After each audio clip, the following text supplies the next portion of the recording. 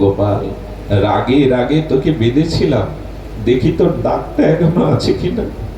প্রতিদিন ওই ঘি ওখানে লেপন করে দিতে, যতদিন বেঁধেছিল ততদিন ওই খুব রাগের মাথায় বেঁধেছিলাম না, খুব লেগেছে তোর, ওই প্রলেপ দিয়ে দিত। ভগবান মনে করলে এইসব হবে না। এই জন্য আমাদের সম্বন্ধের ভজন, সম্বন্ধটা তো চাই। দুর্গা মা যখন কাছে পাঠক ঠাকুর উঠে এসে নমস্কার দিয়ে বলছে, কি রে মা, তুই ডাল পুড়িয়েছিস, সব পুড়ে ছাই হয়ে গেছে, আবার গোপালকে বেঁধেছিস বলে কাঁদছিস, ওর বাঁধন মুক্ত করে দাও। চিনতে পারলেন এ সাধারণ না, আসলে আসলে সংসার কাজ ভুল হয়ে যেতে পারে। ওই চিন্তা, ওই ভাবনা যাদের না, তাদের এটা ভুল হয়। দুর্গা মাকে এমন করাচ্ছেন কেন জানেন গোবিন্দ? গোবিন্দ মনে মনে বলছেন, গোপাল, আমার মা যে কত উচ্চকোটির সাধক সেটা ব্রজবাসীরা জানুক, মহাত্মারা জানুক, এই জন্য তিনি এই লীলা করছেন। একদিন গোপাল মাকে বলছেন, তখন কোলে উঠতে শুরু করেছেন, সাক্ষাৎ বিগ্রহ প্রকট হয়ে কোলে বসতে শুরু করেছেন। ও মা, আমাকে একটু রাস দেখাবে? রাসেশ্বর তিনি নিজে বলছেন, আমাকে একটু রাস দেখাবে। রাস মানে বুঝতে পেরেছেন? যারা ব্রজে যান দেখবেন ওখানে রাধা মাধব সাজে, অষ্টসখী সাজে। এইটা বিনোদ বাবার ওখানেও যখন হয়, কি করে জানেন? আমাদের বর্ষনার বাবা গিয়ে যারা রাধা কৃষ্ণ সাজে, সাক্ষাৎ যুগল জ্ঞানে তাদের চরণে প্রণাম করে, পুষ্পাঞ্জলি দেয়। আমি একবার রাধাকুণ্ডে, ওই রাস মঞ্চস্থ হচ্ছে, ওখানে আমাদের রাধাকুণ্ডের ভূষণ দৈন্য নামনিষ্ঠ মরুতে প্রাণকৃষ্ণ বাবাজি মহারাজ ওখানে গেছেন। আমি তার পাশে, উনি করেছেন কি, ওই যখন রাস হতে হতে যুগলে দাঁড়িয়েছেন রাস মঞ্চে, উনি গিয়ে লুটিয়ে পড়ে চরণে পুষ্পাঞ্জলি দিচ্ছেন। আমি মনে মনে ভাবছি, প্রাণকৃষ্ণ বাবা এই সেজেছে রাধা কৃষ্ণ, রাস করছে, এদের চরণে প্রণাম করছেন, এদের চরণে পুষ্পাঞ্জলি দিচ্ছেন। আমাকে একজন বলছেন, ব্রজে এই রাসটা পূর্ব থেকে এরকম অনুষ্ঠিত হতো এবং সাক্ষাৎ রাধা মাধব মনে করা হয় তাদের। আজও ব্রজবাসীরা যখন ওই রাস মঞ্চস্থ করে, ওই করে, গোপাল বলে বসেছে, ও মা, আমি যে একটু রাস দেখতে চাই। বলেন, শোন গোপাল, এইসব দাবি আমার কাছে করিস না, জানিস যে আমি ভিখারিনী। আরে রাস মঞ্চস্থ মন্দিরে করতে গেলে কত টাকা লাগে জানিস? কিন্তু ওই যে বললেন, মা, রাস আমাকে শোনাও, রাস আমাকে দেখাও, এই কানে বাজছে, হৃদয়ে বাজছে, কিন্তু টাকা কোথায় পাবে? সেই দিল্লির ভক্তিমতী মাকে রান্না করার পরে উনি 10টা টাকা বলে, আমি চলে যাব, এই উপহারটা 10 টাকা দিলাম। 10 টাকা পেয়ে আনন্দে বলছেন, দেখি তো, যিনি রাস মঞ্চস্থ করেন সেই বাবাজির নাম আমার মনে নেই, ওনার চরণে দুর্গা মা গিয়ে বলছেন, আচ্ছা রাস এই লীলাটা মঞ্চস্থ করতে গেলে কত লাগবে? বলো, 80 টাকা তো লাগবেই মা, আমার 50, আর যারা সাজবে বাজাবে এদের 30 টাকা। হাতে আছে কত? 10 টাকা। আর গোপালের মুখ ভালোবাসলে তো তার কথা রাখতেই হয়। বারবার মনে করছে, গোপাল রাস দেখতে চেয়েছে, শুনতে চেয়েছে, আমি মা হয়েও পারবো না, আমি মা হয়েও তার ইচ্ছা পূরণ করতে পারবো না। হঠাৎ দেখছেন একজন শেঠ দান করছে ভিখারিদের। কি বলবো, ভালোবাসলে কি হয় দেখুন, দুর্গা মা সেই ভিখারিনীর দলে বসে আঁচল পেতেছে, যদি ভিক্ষা দেয়, ভিক্ষা করেও যদি গোপালকে রাস দেখাতে পারি। উনি করেছেন কি, সব বিধবা মায়েদের, ভিখারিনীদের ভিক্ষা দিতে দিতে এসে দুর্গা মায়ের ওখানে সে পকেট থেকে কি যেন মনে করে ওর দিকে তাকিয়ে হাতে 20 টাকা দিয়েছে। তখন এই 20 টাকা মানে অনেক মূল্য। 20 টাকা পেয়ে মনে করছে, এ বাবা মনে হয় দেখেনি কত টাকার নোট, আমিও বা এত টাকা নেব কেন। উনি একটু দৌড়ে গিয়ে শেঠের সামনে বলতে যাবে যে, আপনি ভুল করে 20 টাকার নোট দিয়েছেন, এত তো আমার প্রাপ্তি নয়, ওদের দিচ্ছেন 1 টাকা 8 আনা। এই বলতে যাবে, কিন্তু গোবিন্দেরই ইচ্ছা, যেই হাতে 20 টাকার নোটটা প্রসাদিত করেছেন, উনি মনে করছেন ওনার মনে হয় আরো কিছু দরকার, তাই আবার হাত পেতেছেন।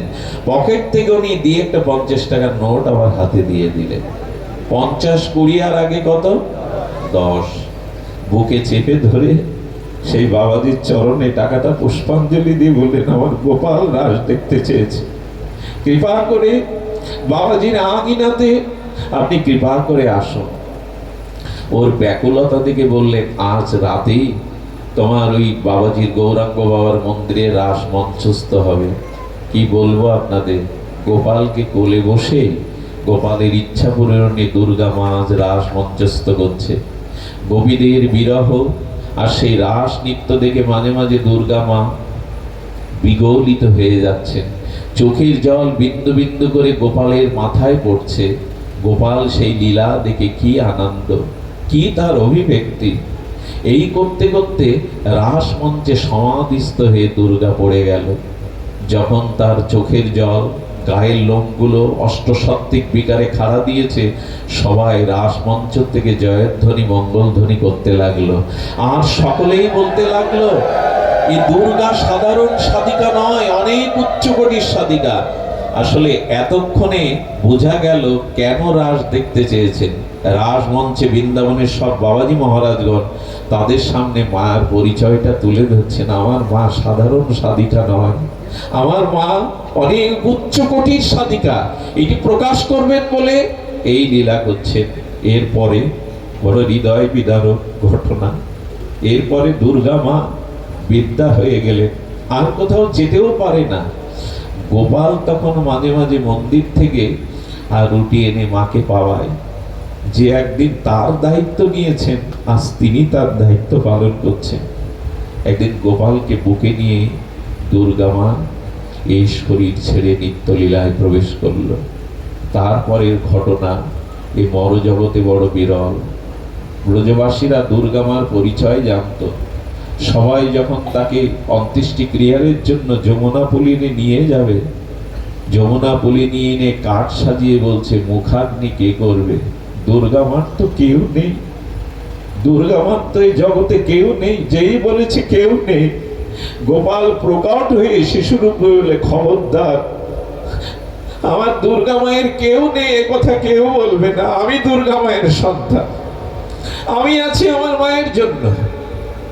ভগবান প্রকট হয়ে সন্তানের পরিচয় দিয়ে গিয়ে বললেন, কেউ একবার বলবে না আমার মায়ের কেউ নেই, আমার দুর্গা মায়ের আমি আছি, আমি সন্তান। এই জগতের পুত্রের মতো 7 বার প্রদক্ষিণ করছে আর ফুপিয়ে ফুপিয়ে কাঁদছে ভগবান। একটা কথা বলি, আচ্ছা দুর্গা মা গোবিন্দ ভগবান এটা জানেন, তো এত অভাব অনটনে কেন বলে না যে তুই ইচ্ছা পূরণ করিস না কেন? একটা কথা, খুব মার্মিক কথা বলি, যে রসের ভজন করছেন, যদি গোপালকে সন্তান মনে করে ভালোবাসেন, তবে অভাব অনটনে ভগবান মনে করলে ওই রস দাঁড়াবে না। তিনি সত্যিই শিশুর মতো, তার অভাব আছে, সে কিছু করতে পারে না। এই ভাবনা না থাকলে কিন্তু ঐশ্বর্য বুদ্ধি এলে এই রস চলে যায়। মনে পড়ে না, বিছানার মধ্যে শীতকালে গোপালকে বুকে জড়িয়ে ঘুমিয়েছে, সন্তান মনে করে। গোবিন্দ পরীক্ষার জন্য কালো বিড়াল যোগমায়ার দ্বারা ডাকতে শুরু করিয়েছেন। গোপাল বুকে ধরে বলছে, ও বাবা, কালো বিড়াল ডাকছে, আমার ভয় করছে। উনি পরীক্ষা নিচ্ছেন এই রসের উপযুক্ত কিনা। বললো, স্বয়ং ভগবানের বিড়াল ডাকলে ভয় করে? যেই স্বয়ং ভগবান মনে করেছে দেখে বুকে আর গোপাল নেই, সোজা সিংহাসনে দৌড়ে উঠেছে। জানে হেসে বললেন, পুত্র যদি মনে করো তো সন্তানের মতোই মনে করো, ভগবান মনে করলে আমি দূরে সরে যাব। অনেকেই প্রশ্ন করেন, গোবিন্দ কথা বলছেন তো তার অভাব না করবেন না, কারণ ওই রসের ভজনটাই। পুত্র জ্ঞান করলে পুত্রের মতোই তাকে প্রতিপালন করতে হবে, তারণ ভর্ষণ করতে হবে, ওইটাই তো চান তিনি। মুখাগ্নি করতে করতে কাঁদছে। বিশ্বাস করুন, যতক্ষণ চিতাটা পুড়ে ছাই না হয়েছিল, ফুপিয়ে ফুপিয়ে মাটি ভিজিয়ে গোপাল বসে বসে কেঁদেছিল। সেই চিতা ভর্ষ নিয়ে জগতের সুসন্তানের মতো যমুনায় গিয়ে বলছে, যমুনে, সারাটি জীবন দুর্গা মা কষ্ট পেয়েছে, পরিশ্রম করেছে, কত কলঙ্ক নিতে হয়েছে।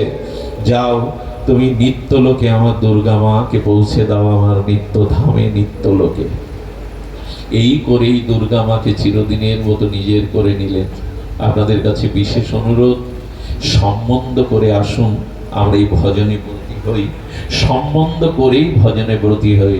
শুধু 2টি জিনিসের প্রয়োজন আমি তুলে ধরেছিলাম, এক কপটতা ত্যাগ, আর দ্বিতীয় হলো ধন্য। এই দীনতা এবং কপটতাকে যদি পরিহার করতে পারি তবে ভগবান দুর্লভ নয়, সুলভ। আমাদের সৌম্য আস্তে আস্তে একটা কথা বলছিল, বাংলাদেশের বিভিন্ন জায়গায় সে যাচ্ছে গুরু মহারাজের কৃপায়।